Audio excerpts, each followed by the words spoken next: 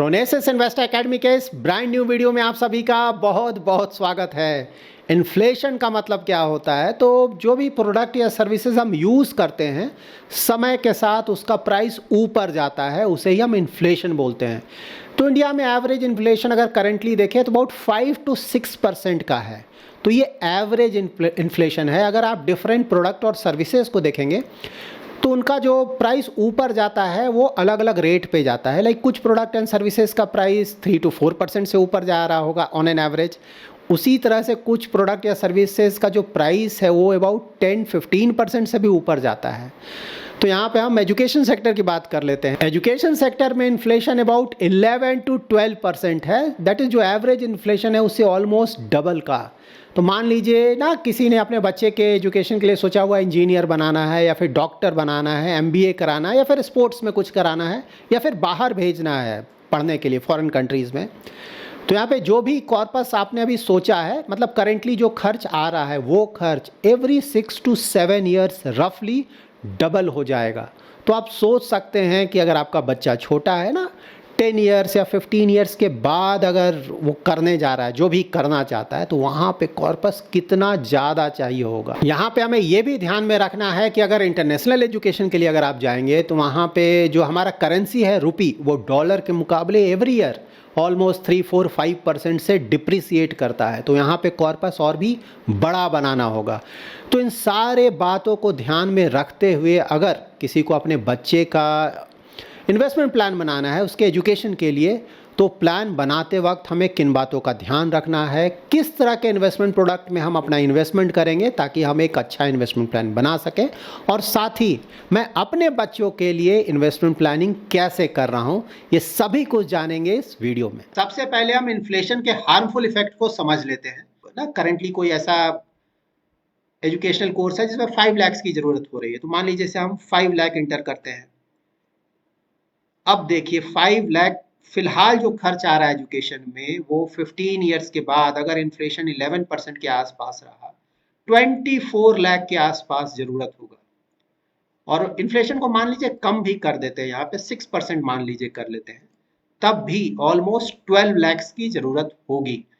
तो जब भी आप बच्चों के लिए या फिर कोई भी इन्वेस्टमेंट प्लान बनाए तो वहां पे इन्फ्लेशन को जरूर ध्यान में रखें। बच्चे का इन्वेस्टमेंट प्लान बनाने से पहले आपको इन 2 बातों का भी ध्यान रखना है। Number 1, term plan. देखिए, जब भी आप इन्वेस्टमेंट प्लान बना रहे हैं तो वहाँ कुछ आपको पैसा इन्वेस्ट करना होगा।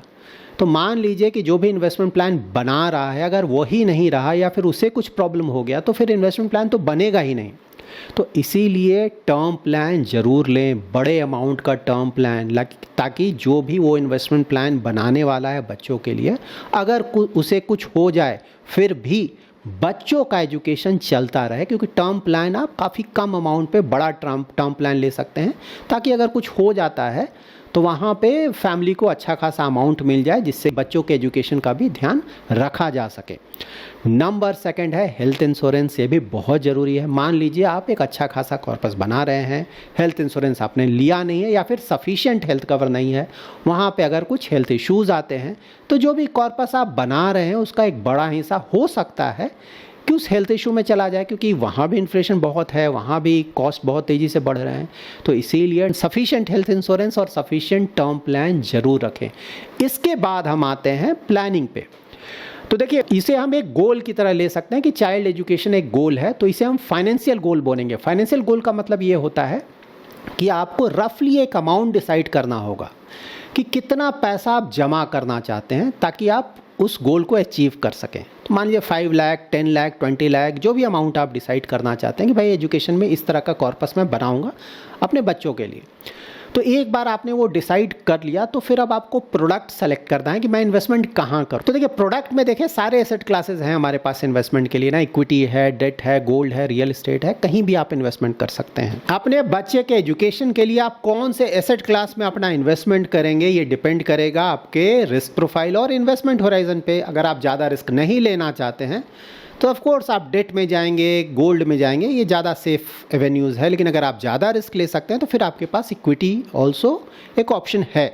यहाँ पे इन्वेस्टमेंट होराइजन भी आप देखेंगे। मान लीजिए बच्चे का जो भी गोल है वो पास में ही है, मे बी बच्चा ऑलरेडी बड़ा हो चुका है तो 5 ईयर्स के बाद ही पैसे की ज़रूरत है, तो वहाँ पे आपको मिक्सअप करना पड़ेगा। मे बी थोड़ा बहुत हाइब्रिड फंड्स या फिर थोड़ा बहुत डेट फंड्स उसमें मिक्सअप करना पड़ेगा। और अगर दूर है आपका ना गोल 10 ईयर्स 15 ईयर्स के बाद, बच्चा काफ़ी छोटा है, काफ़ी समय के बाद पैसे की ज़रूरत है, तो वहाँ पे ऑफ कोर्स अगर आप ज़्यादा रिस्क ले सकते हैं तो इक्विटी के लिए जाएंगे। ऑफकोर्स वीडियो में मैं आगे आपको बताऊंगा कि मैं कैसे प्लानिंग कर रहा हूँ। तो मान लीजिए गोल काफ़ी पास में है, या फिर वैसे इन्वेस्टर जो कि ज़्यादा रिस्क नहीं ले सकते हैं। देखिए यहाँ पे इन्वेस्टमेंट होराइजन अगर लॉन्ग टर्म का भी है, फिर भी आपको खुद का रिस्क प्रोफाइल चेक करना होगा। मान लीजिए आप 10-15 ईयर्स का प्लान बना रहे हैं ना, छोटा बच्चा है, लेकिन वहाँ पर आप इक्विटी में मान लीजिए जाना चाहते हैं, तो वहाँ पर रिस्क प्रोफाइल चेक कर लें कि आप ज़्यादा रिस्क ले सकते हैं कि नहीं। क्योंकि इन्वेस्टमेंट होराइजन आपका कितना भी लॉन्ग टर्म का है, इक्विटी आपको पता है बीच बीच में 10-20% गिर जाता है कभी कभी। तो मान लीजिए अगर आप ज़्यादा रिस्क नहीं ले सकते हैं, उतनी कैपेबिलिटी आप में नहीं है रिस्क टेकिंग, और मान लीजिए आपने इक्विटी में पूरा इन्वेस्ट कर दिया, पैसा थोड़ा नीचे गिरा, आप बेचकर भाग गए, तो इस तरह से तो प्लान आपका नहीं बनेगा ना। तो इसलिए रिस्क प्रोफाइल ज़रूर करें, उसके बेसिस पे प्रोडक्ट्स डिसाइड करें। तो देखिए अगर डेट की बात करें और अगर गर्ल चाइल्ड है तो बेस्ट है सुकन्या समृद्धि योजना। यहाँ पे सुकन्या समृद्धि योजना के कुछ डिटेल्स आप चेक कर सकते हैं। तो मैक्सिमम यहाँ एवरी फाइनेंशियल ईयर 1.5 लाख तक आप इन्वेस्ट कर सकते हैं। और सबसे बड़ी बात है यहाँ पे रेट ऑफ इंटरेस्ट। ये देखिए लॉन्ग टर्म में रेट ऑफ इंटरेस्ट किस तरह का रहा है। फिलहाल 8.2% का रेट ऑफ इंटरेस्ट मिल रहा है, और ये पूरी तरह से टैक्स फ्री है। तो टैक्स फ्री 8.2% डेट में बहुत अच्छा होता है। इसके अलावा पीपीएफ में भी आप अपना इन्वेस्टमेंट कर सकते हैं, डेट में वो भी अच्छा ऑप्शन है। लेकिन देखिए रिटर्न का कितना डिफरेंस है ना। सुकन्या समृद्धि में फिलहाल आपको 8.2% का मिल रहा है, और पीपीएफ में फिलहाल 7.1% मिल रहा है रेट ऑफ इंटरेस्ट। ऑफकोर्स ये भी टैक्स फ्री है, तो ये भी बुरा नहीं है। इसके अलावा अगेन गोल्ड एज ऑप्शन आपके पास है। गोल्ड का भी काफ़ी अच्छा रिटर्न आ रहा है, ऑलमोस्ट 2 ईयर्स से तो बहुत अच्छा रिटर्न है। और फिलहाल इंटरेस्ट रेट कट हो रहे हैं, तो थोड़ा बहुत और रिटर्न वहाँ भी आ सकता है। तो रिलेटिवली अगर सेफ ऑप्शंस देखें ना, तो ये सब कुछ रिलेटिवली सेफ ऑप्शंस हैं। इसके अलावा अगर म्यूचुअल फंड्स में जाएं, वहाँ अगर सेफ्टी चाहिए तो डेट म्यूचुअल फंड को भी कंसिडर किया जा सकता है, क्योंकि इंटरेस्ट रेट अभी नीचे आ रहे हैं। तो यहाँ पे एटलीस्ट नेक्स्ट 2 ईयर्स तक तो बिल्कुल बोला जा सकता है कि डेट म्यूचुअल फंड्स में भी बहुत अच्छे रिटर्न आएंगे। बट हाँ, वहाँ पे टैक्सेशन का ध्यान रखना है। आप जिस भी टैक्स ब्रैकेट में आते हैं उसके अकॉर्डिंगली आपको टैक्स पे करना होगा, लेकिन एफडी की तरह वहाँ टैक्सेशन है। तो शॉर्ट टर्म डेट फंड को कंसिडर किया जा सकता है। अगर आपको आइडिया है तो इवन गिल्ड फंड्स को भी कंसिडर किया जा सकता है। वहाँ भी नेक्स्ट 2-3 ईयर्स का इन्वेस्टमेंट किया जा सकता है बेसिस इंटरेस्ट रेट मूवमेंट। अब ये हो गया मोस्टली रिलेटिवली सेफर ऑप्शंस। लेकिन हमने इन्फ्लेशन देखा ना कितना ज़्यादा है, उसके कारण कितना बड़ा कॉर्पस बनाना होगा हमें अगर 10-15 ईयर्स के बाद हमारा गोल आने वाला है। तो उसको ध्यान में रखते हुए अगर आप ज़्यादा रिस्क ले सकते हैं तो आपको इक्विटी कंसिडर करना चाहिए। अगर आप मुझसे पूछेंगे कि मैंने अपना इन्वेस्टमेंट कहाँ किया है अपने बच्चों के लिए, तो मेरा पूरा इन्वेस्टमेंट इक्विटी म्यूचुअल फंड में है। तो मैं स्टॉक्स में भी अपना इन्वेस्टमेंट करता हूँ, लेकिन जो बच्चों का एजुकेशन का पैसा है वो मैंने डायरेक्ट इक्विटी में इन्वेस्ट नहीं किया है, वो अलग इन्वेस्टमेंट है। बच्चों का जो भी पैसा है ना 10-15 ईयर्स का, वो पूरी तरह से इक्विटी म्यूचुअल फंड्स में डाला हुआ। क्यों डाला? स्टॉक में भी डाल सकता हूँ। देखिए बच्चों का पैसा है ना, यहाँ पे मैं रिस्क लेना चाहता हूँ, क्योंकि आपको पता है कॉर्पस बड़ा चाहिए होगा, इन्फ्लेशन भी देखना है। तो कॉर्पस तो बड़ा चाहिए, लेकिन अननेसेसरी रिस्क यहाँ पे नहीं लेना चाहता हूँ। थोड़ा सेफ्टी भी चाहिए यहाँ पे, इसीलिए इंटेंशनली मैंने पूरा पैसा इक्विटी म्यूचुअल फंड में डाला है। इक्विटी म्यूचुअल फंड में सेफ्टी इस तरह से, रिस्क तो है ऑफकोर्स, लेकिन डायरेक्ट इक्विटी के मुकाबले सेफ्टी ये है ना कि बहुत ज़्यादा डाइवर्सिफाइड होते हैं। एक इक्विटी म्यूचुअल फंड में ना 40, 50, 60, 70 स्टॉक्स होते हैं। 2-3 कंपनी डूब भी गया तो म्यूचुअल फंड स्कीम में कोई बहुत ज़्यादा फर्क नहीं पड़ेगा, अगर किसी भी पर्टिकुलर स्टॉक में कंसंट्रेशन ज़्यादा नहीं है तब। तो रिलेटिवली मतलब इक्विटी जोन में अगर देखें तो इक्विटी म्यूचुअल फंड्स एक अच्छा ऑप्शन है, क्योंकि यहाँ पे देखिए रिस्क ऑफकोर्स हम लेंगे, रिटर्न ज़्यादा चाहिए, लेकिन अननेसेसरी रिस्क लेने का मतलब नहीं बनता है। तो अगर किसी को इक्विटी म्यूचुअल फंड का कॉर्पस बनाना है बच्चों के एजुकेशन के लिए, कैसे बनाएगा? तो देखिए एक होता है मॉडरेट रिस्क प्रोफाइल का इन्वेस्टर, और दूसरा हुआ एग्रेसिव। मॉडरेट मीन्स रिस्क ले सकता है, बहुत ज़्यादा रिस्क नहीं ले सकता है, और एग्रेसिव मीन्स बहुत ज़्यादा रिस्क ले सकता है। तो यहाँ पे अगर मॉडरेट रिस्क प्रोफाइल का इन्वेस्टर है तो आप किस तरह के म्यूचुअल फंड स्कीम्स को कंसिडर करेंगे? तो देखिए बेस्ट क्या होगा ना, एक निफ्टी 50 का इंडेक्स फंड, निफ्टी नेक्स्ट 50 का इंडेक्स फंड, और 1 या 2 फ्लैक्सी कैप फंड। इतना आपके लिए सफिशिएंट है अगर आपका रिस्क प्रोफाइल मॉडरेट है। ठीक है। इससे ही आपका अच्छा खासा कॉर्पस बन जाएगा। ज़्यादा कॉम्प्लिकेट नहीं करें, सिंपल रखें। और अगर आप एग्रेसिव इन्वेस्टर हैं, बहुत ज़्यादा रिस्क ले सकते हैं, तो वहाँ भी लार्ज कैप के लिए निफ्टी 50, निफ्टी नेक्स्ट 50। इसके अलावा अगर आप चाहें तो एक या दो मिड कैप और एक या दो स्मॉल कैप पोर्टफोलियो में ऐड कर सकते हैं। अगर मिड और स्मॉल कैप ऐड नहीं करना है तो एक या दो मल्टी कैप का फंड ऐड कर ले। 3-4 फंड्स 5 फंड्स बहुत हैं, इससे ज़्यादा फंड्स नहीं रखें। और देखिए बच्चों का एजुकेशन यहाँ पे थीमेटिक फंड, सेक्टर फंड, इन चक्रों में प्लीज़ नहीं पढ़ें, एटलीस्ट यहाँ पे नहीं पढ़ें। इसे सिंपल रखें। मैंने भी इसे सिंपल रखा है, तो जिस तरह से मैं कर रहा हूँ वही मैं आपको बता रहा हूँ।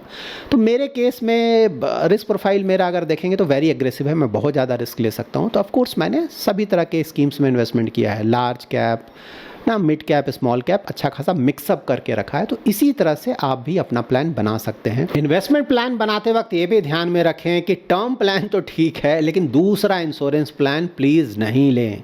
Child plan, all that returns नहीं आते हैं। इसी तरह से बच्चों का एजुकेशन प्लान म्यूचुअल फंड में भी आता है ना, वहाँ पे जनरली 5 इयर्स का लॉक इन रहेगा, कुछ एग्जिट लोड रहेगा।